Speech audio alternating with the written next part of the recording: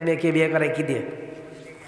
যদি মেয়ে হয়, এখন ছেলের বাড়ি দেখে ছেলের জায়গা জমি কেমন আছে না আছে। এখন ছেলেরা মেয়ের বাড়ির খোঁজ নেয়, মেয়েরা ভাই বোন কয়জন, বাবার জায়গা কতটুকু আছে ফারাস করে, অঙ্ক করা শেষ, কয় বিঘে ভাগ পেতে পারে। কথা কোন ঠিক কিনা? কথা কোন ঠিক কিনা? আর তারা দেখেছেন ঈমান আর তাকওয়া আর দিনদারিতা, আর আমরা দেখি দুনিয়া আর সৌন্দর্যটা। এই জন্যই সমাজে ফিতনা, এই জন্যই সমাজে ফিতনা। আমাদের সন্তানগুলো যারা পৃথিবীতে আসতেছে, এইগুলো আল্লাহর ওলি না হয়া কি হইতেছে?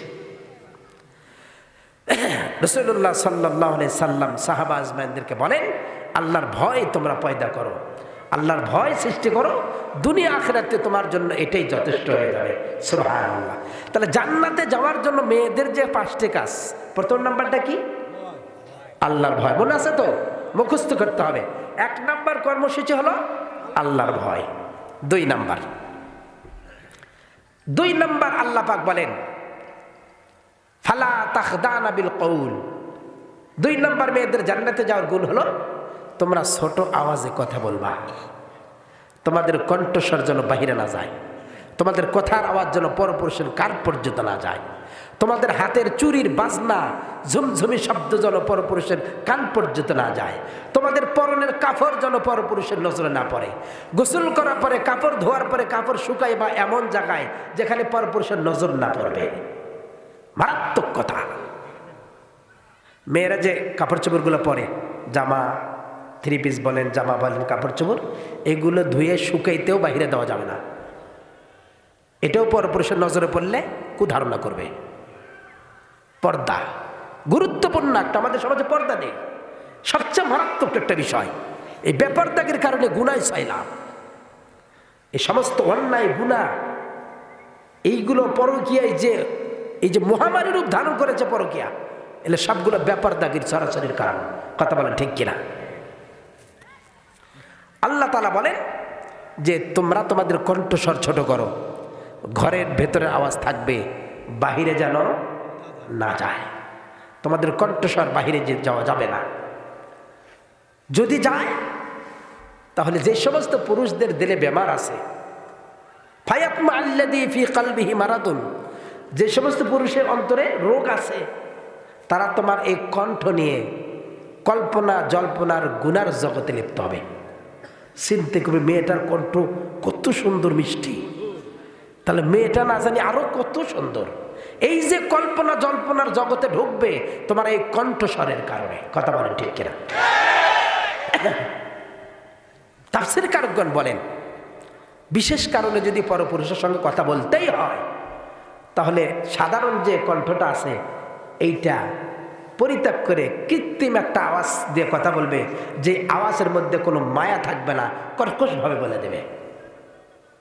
উদাহরণস্বরূপ, আপনার বাড়িতে আপনার খোঁজে আপনার এক বন্ধু আসছে, বারবার বাড়িতে ডাকতেছে, সালাম দিচ্ছে, কিন্তু আপনি নেই বাড়িতে, আপনার শুধু পরিবার। সে কর্কশ ভাষা বলতে, নাই নাই যান, পরে আসেন। আর যদি বলে, কে ভাই, আসেন বসেন, পান খান, তো হয়েছে, পান তো খাইছেন, আরো অনেক কিছু ধীরে ধীরে হবে। কথা বলেন ঠিক কিনা? এই জন্য ফিকহবিদগণ বলেন, বিশেষ প্রয়োজনে কথা বলতে হলে মায়ার কণ্ঠ পরিত্যাগ করে কৃত্রিম আওয়াজ দিয়ে প্রয়োজন সারতে হবে। তো আল্লাহ জাল্লা শানহু মেয়েদেরকে কি বলে দিলেন? তোমাদের কণ্ঠস্বর ছোট করবে, আওয়াজ ছোট করবে, তোমরা আওয়াজটা বড় করবে না। এটা হলো 2 নাম্বার। মেয়েদের কণ্ঠটাও পর্দা, শরীর ঢাকা যেমন পর্দা, কণ্ঠ চুপে রাখাও পর্দা। আমাদের মা বোনেরা ঘরের থেকে কথা বলে, রাস্তার থেকে শোনা যায়। কথা বলেন ঠিক কিনা? এটা আমাদের মা বোনদের বর্জন করতে হবে, চেষ্টা করতে হবে ধীরে ধীরে যেন আওয়াজটা ছোট করা যায়। 3 নাম্বার, আল্লাহ রাব্বুল আলামিন বলেন, আকারনা ফি বুয়ুতিকুন্না ওয়ালা তাবাররাজনা তাবাররুজাল জাহিলিয়াতিল উলা। ও পৃথিবীর আমার বান্দিরা শোনো, তোমাদের জান্নাতে আসার 3 নাম্বার গুণ হলো তোমরা ঘরেই অবস্থান করবা। তোমাদের কর্মস্থল হলো ঘর, তোমাদের কর্মস্থল ঘর, ঘর থেকে বের হবা না। পরবর্তীতে আল্লাহ রাব্বুল আলামিন বলেন ওয়ালা তাবাররাজনা তাবাররুজাল জাহিলিয়াতিল উলা, বিশেষ প্রয়োজনে যদি বের হতে হয় তাহলে আইয়ামে জাহিলিয়াতের যুগের বর্বরতার যুগের নারীদের মতন নিজেদেরকে সাজগোজ করিয়ে প্রদর্শন করায়া বাহিরে বের হবা না। ঢাকবা, পর্দা করবা, সুন্দর করে আপাত মস্তক ঢেকে বের হবা। বিশেষ প্রয়োজনে চিকিৎসা, অসুস্থ চিকিৎসার জন্য ডাক্তার কাছে যেতে হচ্ছে, আপাত মস্তক ঢেকে পর্দা করে বের হবা। তোমাদের কর্মস্থল হলো ঘর, আর পুরুষের কর্মস্থল বাহিরে। বাহিরের কাজ পুরুষ করবে, আর বাড়ির কর্মস্থলের কাজ নারীরা করবে। এখন কাজ ডিউটি পাল্টায় ফেলছে। মহিলারা বলে আমরা বাহিরে থাকবো, তুমি ঘর সামলাও। কথা বলেন ঠিক কিনা? এখন টিউব আর টায়ার, টিউব থাকে কোথায়? ভেতরে, আর টায়ার থেকে ওপরে। টায়ারকে ওভাবেই তৈরি করা হচ্ছে, এই ইট বালি খোয়া যত কিছু আছে এগুলোকে সহ্য করার মতো ক্ষমতা টায়ারের আছে, টিউবের কিন্তু তা না। এখন টিউব যদি বলে বহুত দিন থাকছো ওপরে, এখন ভেতরে ঢোকো, আমি উপরে যাব, 5 হাত যাবে না, পামচার হবে। কথা বলে ঠিক কিনা?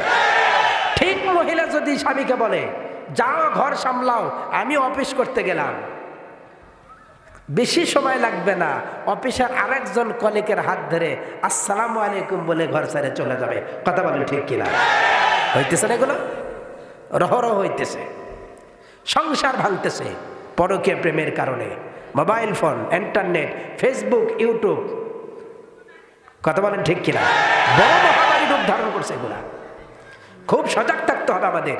আমরা যারা অভিভাবক আছি, আমার মেয়ে কোথায় যায়, কোথায় কথা বলে, কোথায় টক টাইমে কথা বলে, কোথায় এরকমভাবে ফেসবুকে চ্যাট করে, এগুলো আমাদের খুব সজাগ রাখতে হবে, বিশেষ দৃষ্টি দিতে হবে, নাহলে বিপদ কিন্তু আমাদের। নারী জাতির সৃষ্টি হলো ভেতরে। আমাদের আদি পিতা আদম আলাইহিস সালামকে আল্লাহ পাক যখন সৃষ্টি করছেন জান্নাতের বাইরে, সৃষ্টি করার পরে রুহু দিয়া জান্নাতে ঢুকাইছেন, ফেরেশতাদের দ্বারা সেজদা করায় কোথায় ঢুকাইছেন? জান্নাতে। আদম আলাইহিস সালাম অস্থির অস্থির, আনচান আনচান ভাব, একা একা তিনি, আর ছটপটি ভাব। আল্লাহ পাক বুঝে ফেললেন আদমের ছটপটি কেন। তখন আদম আলাইহিস সালামের চোখে ঘুম দিলেন, বাম পাজরের থেকে সোজা হান্না বাঁকা হাড্ডি খুলছেন একটা, খুইলে আল্লাহ পাক হাওয়া আলাইহিস সালামকে বানিয়েছেন। তার হাওয়া আলাইহিস সালামের জন্ম কিন্তু বাঁকা হাড় থেকে। খুব খেয়াল করতে হবে। আমি আসতেছি ওইদিকে, যেহেতু রাত হয়ে গেছে, দোয়াও করা দরকার। তো রাসূলুল্লাহ সাল্লাল্লাহু আলাইহি সাল্লাম জানাই দিয়েছেন খলিকাত মিন জিলইন, হ্যাঁ পৃথিবীর পুরুষেরা শোনো, নারী জাতি কিন্তু বাঁকা হাড্ডির থেকে তৈরি। এদের বাঁকা পানি থাকবেই। একটু এদের থেকে কোনো ফায়দা লুটাইতে হলে একটু বুঝাইয়া সমঝাইয়া পাম্পটি দিয়ে দিয়েই সব সারতে হবে। কথা বল ঠিক কিনা? যদি মারধর করেন আরও বাঁকা হয়ে যাবে। কথা বল ঠিক কিনা? এই জন্য উৎসাহ দিতে হবে। পাম্পটি পর্যন্ত উৎসাহ দেবেন। তরকারি হয়তো বা ভালো আসলে হয়নি, একটু প্রশংসা করবেন, আরে আজকে কী দিয়ে রান্না করছে, যে স্বাদ হয়েছে, বগুড়ার আকবরী হোটেল ফেল। তখন বলবে কালো কালো মশলাটা দেইনি, ভুলে গেছিলাম। কথা বল ঠিক কিনা? পরের দিনে আরও দেখবেন আপনার ওই ভাতের সাথে আরও কিছু রান্না করে দেওয়ার চেষ্টা করবে। আর যদি বলো যে কি রান্না করছে এগুলা, তখন বলবো রান্না করে খাও। কথা বলেন ঠিক কিনা? কত পারো রান্না করে খাও, দেখো কেমন হয়। এই জন্য বিপদে পড়ে যাবেন কিন্তু তখন। এই জন্য একটু উৎসাহ দেবেন, পাম্পটি দেবেন, অনেক কাজ হবে ইনশাআল্লাহ। তো মেয়েদেরকে আল্লাহ পাক তৈরি করেছেন জান্নাতের ভেতরে। আদম আলাইহিস সালাতু ওয়াস সালামকে আল্লাহ তাআলা জান্নাতে থাকার অনুমতি দিলেন, সব অনুমতি দিলেন, জান্নাতে ঘোরাফেরার সব কিছু, শুধু নিষিদ্ধ গাছের ফল খাইতে নিষেধ করলেন। লম্বা ইতিহাস, ওদিকে যাব না। আদম আলাইহিস সালাতু ওয়াস সালামকে আল্লাহ পাক জান্নাতের বাইরে সৃষ্টি করছেন, ভেতরে রাখছেন। আর হাওয়া আলাইহিস সালামকে জান্নাতের ভেতরেই সৃষ্টি করে পৃথিবীর সমস্ত নারী জাতিকে আল্লাহ পাক বুঝাইতে চান, তোমাদেরকে সৃষ্টি করেছি পর্দার মধ্যে, থাকবাই পর্দার মধ্যে তোমরা।